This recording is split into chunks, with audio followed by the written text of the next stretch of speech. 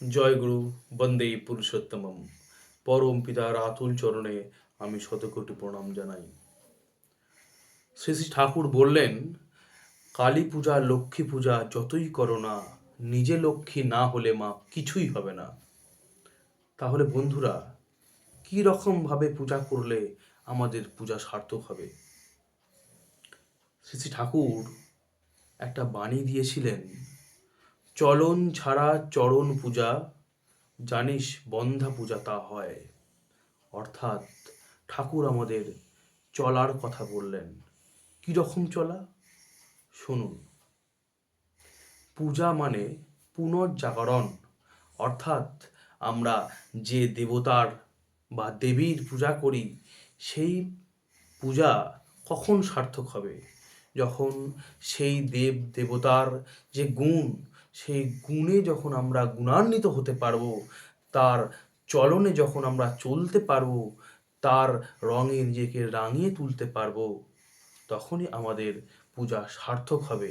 তাই যারা আমরা সৎসঙ্গী, শ্রী শ্রী ঠাকুর অনুকূলচন্দ্রকে ভগবান বলে পূজা করি, তার চলনে চলতে হবে, তবেই শ্রী শ্রী ঠাকুরের দীক্ষা নেওয়া আমাদের সার্থক। অনেকেই বলেন, দীক্ষা তো অনেক দিন নিলাম, কিন্তু তো কিছুই হলো না।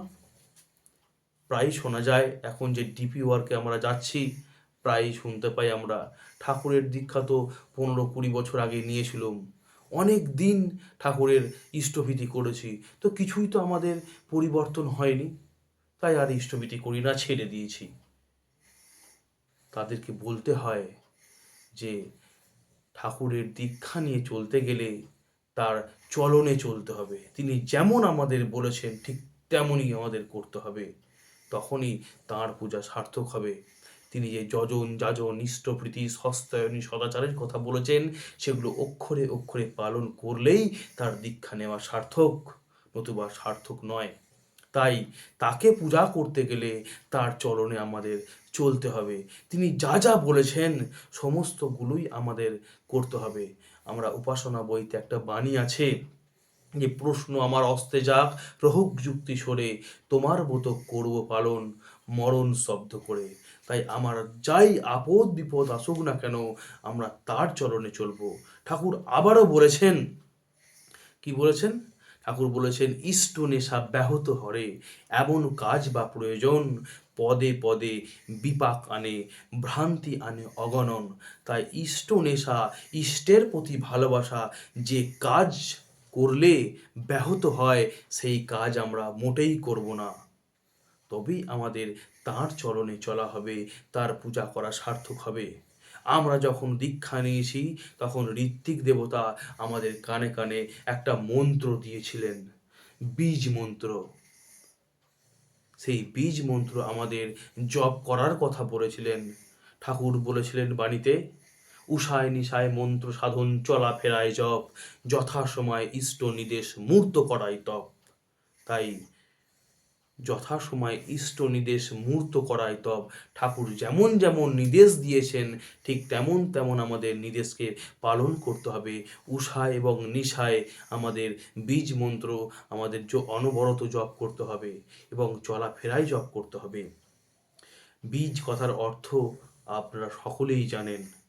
আমাদের যে চাষের ক্ষেত্র হয়, সেই চাষের ক্ষেত্রটা যতই উর্বর হোক না কেন, যতই যাতে আমি সার দিই, ভালো মাটি থাকুক না কেন, ভালো মানে মাটিকে উপযুক্ত করে তুলি, কিন্তু যদি ভালো বীজ বপন করতে না পারি, যেমন ফল ফলে না, ভালো ফসল ফলে না, তেমনি আমরা দীক্ষা নিয়ে যাই করি না কেন, যদি আমরা বীজ মন্ত্রটাকে অনবরত জপ করতে না পারি, তাহলে আমাদের সেই যে ফল লাভ, সেই ফল আমরা কোনো দিনই আমরা লাভ করতে পারবো না।